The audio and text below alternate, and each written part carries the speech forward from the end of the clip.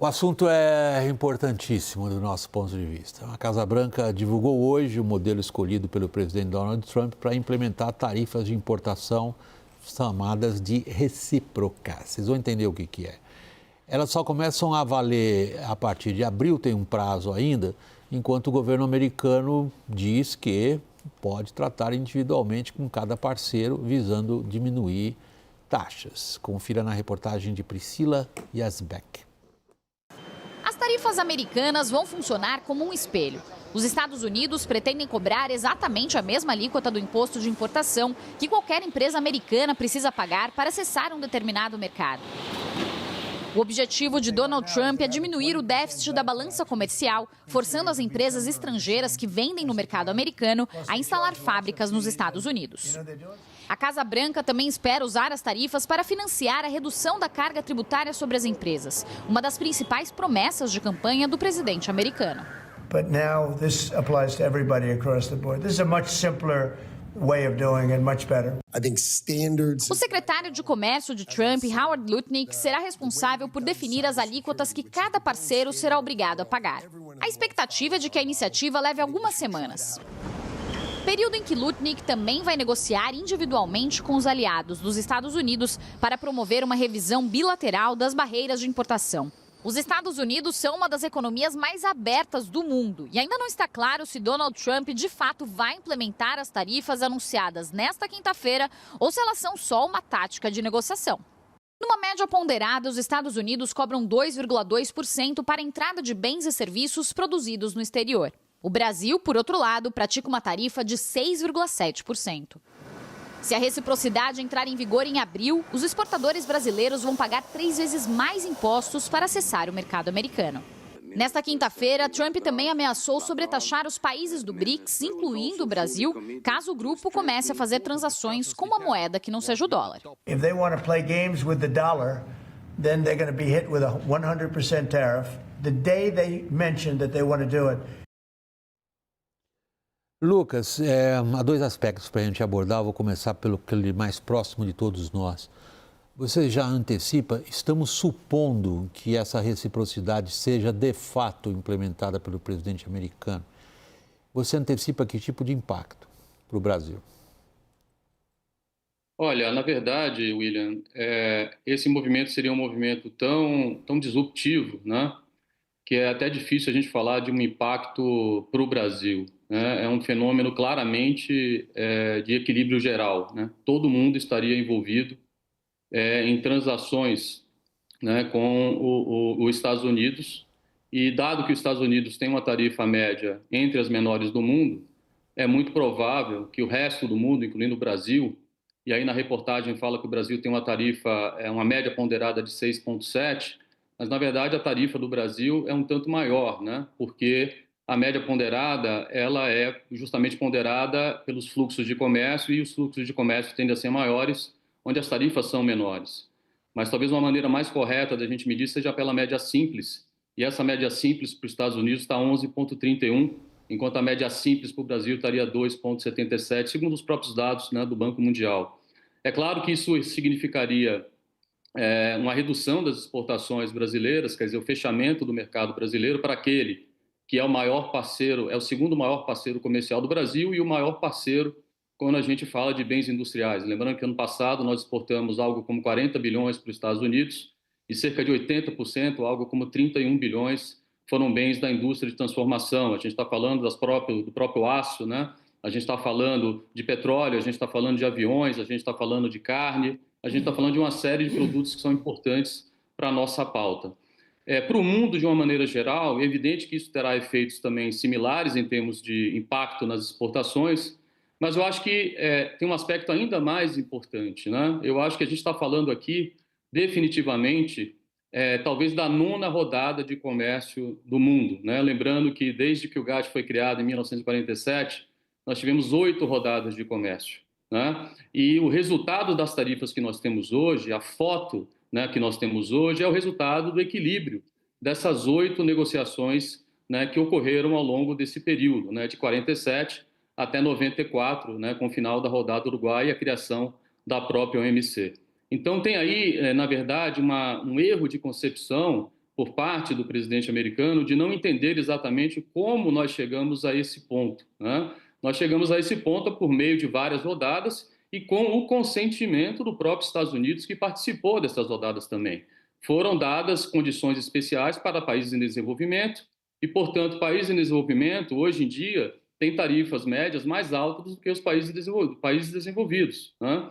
Então, esse é o primeiro ponto, né? Nós estamos assistindo, talvez, o desmantelamento, de fato, né, das regras do sistema multilateral de comércio, o que é especialmente preocupante para os países em desenvolvimento, como o Brasil, que tem um poder de barganha, de negociação, né, no âmbito bilateral, muito mais fraco, né, muito mais assimétrico do que países desenvolvidos, como no caso da China, ou como no próprio caso da União Europeia, que tem aí instrumentos, digamos, dado o seu tamanho, dada a dimensão dessas economias, tem uma facilidade maior, digamos, né, de negociar com os Estados Unidos e colocar algum tipo de pressão. Nós somos um país com PIB de 2 trilhões de dólares, nós estamos falando de uma economia de 29 trilhões de dólares. Lucas, eu sou grato a você porque você introduziu os dois assuntos de uma vez só.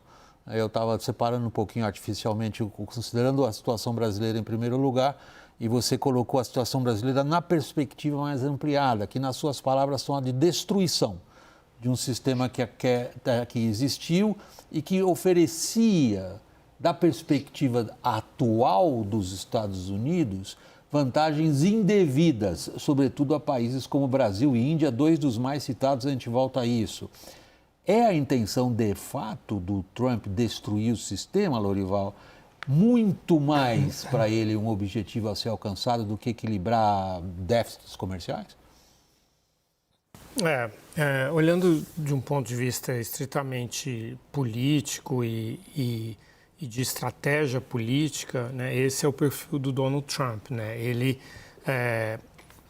opera com mais poder, com mais vantagem competitiva em termos políticos, dentro de uma turbulência, e na qual uma turbulência causada por ele, né?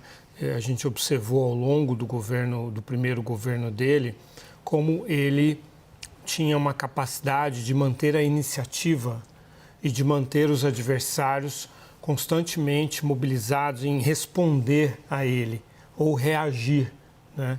Porque a resposta ela é mais reflexiva, a reação é mais impulsiva, já é resultado de uma situação de perplexidade, né? E é isso que ele consegue instalar.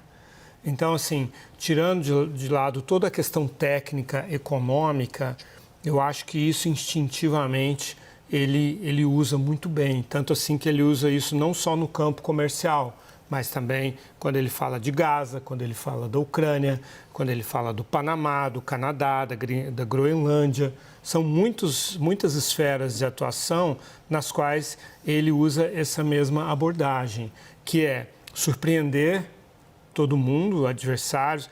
A gente falar de aliados, o Trump não tem aliados. Não tem mais amigo e inimigo, é a mesma coisa. Ele trata todo mundo como adversário. Isso ele sempre foi assim, como empresário, como pessoa, como sempre tratou muito mal seus colaboradores, sempre os relacionamentos foram curtos, né, com algumas exceções, poucas exceções, mas em geral ele vai queimando, né, até por isso tudo que eu já descrevi. Então, sim, acho que nesse campo da tática, ele faz muito isso. Acho que ele ainda vai fazer muitos acordos, né, assim, e até acho que o Brasil deveria aproveitar, não vai, mas poderia aproveitar essa oportunidade junto com a Argentina, né, e obviamente com o Paraguai e o Uruguai, para baixar suas tarifas. Não vai, como não fez quando os Estados Unidos propuseram a área de livre comércio das Américas há 2 décadas e meia. Mas o Trump vai sim conseguir muitos acordos, conseguir muitas negociações, mas claro que causando muito dano. Teve uma cena que me chamou a atenção. Logo depois desse anúncio, o Trump se reúne na Casa Branca com o primeiro-ministro da Índia, Narendra Modi, um dos países que ele citou, junto com o Brasil, como um país em desenvolvimento que detém ou que impõe tarifas, na opinião do Trump, muito altas. E aí, Daniel, o Narendra Modi, não sei se ele seguiu o script de algum marqueteiro dele, resolveu puxar o saco do Trump, em bom português. Ele fez um trocadilho infame, dizendo: Trump, você inventou o MAGA, que é Make America Great Again. Eu inventei o MIGA, que é Make India Great Again. E nós dois juntos estamos fazendo o MEGA, que é um mega acordo comercial. O Trump olhou para ele e falou assim: você impõe 70% de tarifa em cima dos meus carros, isso é admissível, agora você vai tomar a mesma tarifa que você impõe a mim. Vai adiantar puxar o saco do Trump? Não? Olha, William, o governo brasileiro está, de certa forma, até confiante em que, tendo a oportunidade, acho que é importante a gente pensar em havendo a oportunidade mesmo de explicar para a nova administração americana como funciona o comércio bilateral, de que consegue também um bom acordo. O problema, de fato, é abrir esse canal de interlocução que não existe nem nos médios níveis, quanto menos nos mais altos níveis. MIDIC, Departamento de Comércio, Itamaraty, o STR, isso não existe hoje. Agora, a aposta do governo brasileiro vai na linha de que os Estados Unidos são superavitários com o Brasil em bens, são superavitários em serviços, de que o Lucas Ferraz entende muito mais do que isso do que eu, obviamente, mas que o Brasil tem sim uma alíquota nominal bastante alta para padrões mundiais, em torno de 11%, mas que a alíquota efetiva cobrada sobre o comércio com os Estados Unidos é baixa porque se beneficia de ex-tarifários, de uma série de regimes especiais. Então, o Brasil importa muitos aviões, por exemplo, dos Estados Unidos. Os aviões entram no Brasil com tarifa zero por causa de um regime especial, que se chama RECOF, por exemplo, e se repete em inúmeros outros setores. Agora, já existe uma conversa, e isso o governo brasileiro está guardando muito silenciosamente, já existe um mapeamento de, não havendo nenhum acordo com os Estados Unidos, o que pode acontecer? E aí tem alas no governo brasileiro que começam a falar em retaliação. Como plano A? Não. Como plano B. Mas a retaliação se inspira em identificar ali, como foi aquele caso do algodão de quase 20 anos atrás, em que o Brasil ganhou o direito na OMC de retaliar os Estados Unidos, de identificar produtos ou serviços nos Estados Unidos de bases eleitorais muito fortes do Partido Republicano que possam, com tarifas, com retaliações brasileiras, pressionar o mundo político em Washington e chegar no Trump. É isso? Eu quero aproveitar a presença do Lucas aqui para saber dele. Lucas, uma coisa que chamou a atenção desse anúncio hoje foi essa maluquice de critérios completamente subjetivos, discricionários, né? O Trump é que vai decidir aquilo que ele considerar que é injusto. Até imposto sobre consumo, ele está querendo considerar... Subsídio à indústria. Exato, subsídio à indústria, imposto sobre consumo, câmbio, uma série de coisas que não tem nem fundamento. Eu acho até que impossíveis de você transformar isso numa política execuível. Mas eu queria te ouvir, assim, como é que você acha? O Daniel deu uma ideia de governo. Como é que você acha que as empresas, os setores, faz o quê? Vai viver um barata-voa até alguém conseguir entender o que o Trump quer? Olha, na verdade, é um pouco de como vocês já comentaram, né? O Trump, ele navega na incerteza, né? É a maneira dele de fazer negócios. Então, até pegando um gancho com a tua pergunta, a própria ameaça que foi feita com relação a 25% de tarifa contra Canadá e México, que também significaria, na prática, né, a destruição, né, da área de comércio da América do Norte, que é o USMCA, o antigo NAFTA. Na verdade, ele fez uma ameaça, ele não cumpriu essa ameaça, houve ali uma tentativa de negociação, né, uma negociação, digamos, muito rápida, né, até para o nível de ameaça e o nível a ênfase que ele estava colocando, né, nessa questão, e ele adiou por 30 dias. Né, e depois veio também agora essa questão do aço e alumínio, isso ficou lá para o dia 12 de março. Né. Então, mesmo não impondo, mesmo que isso não venha a ser imposto, né, como tarifa, isso é muito ruim para o ambiente de negócios. Eu me lembro que antes, né, do Trump, a gente falava muito em reconfiguração de cadeias globais, em friendshoring, em nearshoring, né, se falava muito, se virou até, de certa forma, jargões, né, muito comum no linguajar, né, dos economistas especializados em comércio, mas hoje em dia não tem mais friendshoring, ninguém é mais friend de ninguém. Né? Então, o nível de incerteza aumentou brutalmente e mesmo que o Trump não venha a implementar nada disso, já tem um estrago aí a ser feito e não é pouca coisa, né? Então, é muito difícil para uma empresa, para alguém, para um investidor que está planejando um investimento, que está buscando ali um retorno ao redor de 7, 8, 10 anos, fazer algum tipo de movimento num momento em que há um nível de incerteza tamanha que ninguém sabe exatamente qual será a tarifa cobrada em qualquer lugar do mundo, né? E aí eu volto para a primeira pergunta, quer dizer, é difícil avaliar qual vai ser o impacto no Brasil, na prática, ou em qualquer outro país, caso o Trump venha, né, de fato, a impor essa reciprocidade, porque não só o Brasil será impactado diretamente por meio das suas exportações, como todos os países serão, e haverá, na prática, uma série de desvios de comércio, né, um excesso de oferta no mercado mundial que será desviado para outros países. E o Brasil provavelmente terá que se defender também desse excesso de oferta que buscará também o mercado brasileiro e, da mesma forma, ao contrário. Então, assim, é realmente uma situação muito difícil de prever, muito complicada, né, para o setor privado, e a gente espera que o governo brasileiro, de alguma forma, apesar das dificuldades, né, nesse momento, diplomáticas, né, e de alinhamento político e ideológico, a gente tente, né, ao máximo possível, dialogar com as autoridades americanas e tentar um resultado melhor, né, do que está aí. Agora, também tem uma dificuldade que eu acho que tem sido pouco comentada. Eu volto para o tema da OMC. O Brasil é signatário dos acordos da OMC. O que significaria na prática a gente retaliar o Trump? Qual seria a base legal dessa retaliação? Né? Em tese, um país que é signatário da OMC abriria consultas na OMC e tentaria abrir um painel que levaria muito tempo, né, para algum tipo de decisão, e ainda correríamos o risco da apelação no vazio, porque hoje nós temos o órgão de apelação que está paralisado desde 2019 pelo próprio governo americano.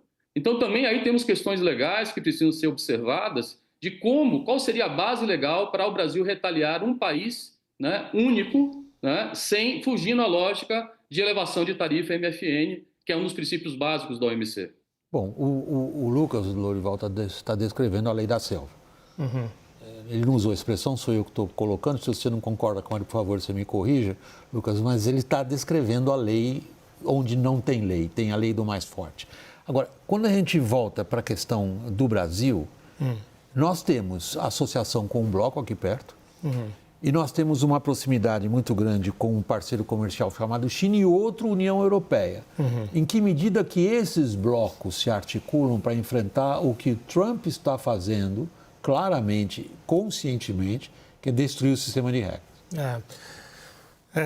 Eu sei que o que eu vou dizer é contraintuitivo, mas esse quadro seria uma oportunidade muito boa para o Brasil. Por quê? A União Europeia considera que este é o momento para países como França, os países mais protecionistas, Polônia, entenderem que o acordo Mercosul-União Europeia precisa ser materializado como um recado para os Estados Unidos e para outros aventureiros, né, que queiram seguir esse caminho de disrupção. Então, é um momento em que o Mercosul poderia se articular, se aliar aos países como a Alemanha e outros países que estão com essa visão, né, e não digo pressionar, mas ajudar a convencer a França e outros países da necessidade de seguir esse caminho, apesar das pressões políticas internas que são muito relevantes, protecionistas, né? Com relação à China, também houve uma mudança de percepção em relação à China dentro da Europa, e eu acho que o mesmo pode acontecer aqui, no sentido de tentar aproveitar essa situação. A China está muito mais aberta, né, a fazer concessões diante dos ganhos que isso representa em termos de isolamento dos Estados Unidos. Ao mesmo tempo, o que o Javier Milei pensa? Que o Mercosul deveria fazer um acordo com os Estados Unidos, né? Mercosul, Estados Unidos. Isso é um objetivo do Milei, quer dizer, desde que o Mercosul concordasse em baixar sua tarifa externa comum. Obviamente que isso é uma premissa de qualquer acordo, né? Atualmente existem negociações com a Coreia do Sul, com o Canadá, né?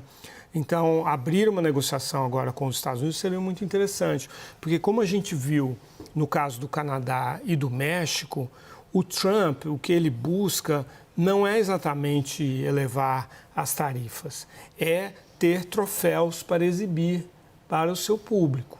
Né? Assim, olha aqui, o Canadá e o México agora vão reforçar as fronteiras. Mentira, eles já iam reforçar de qualquer maneira, eram acordos anteriores.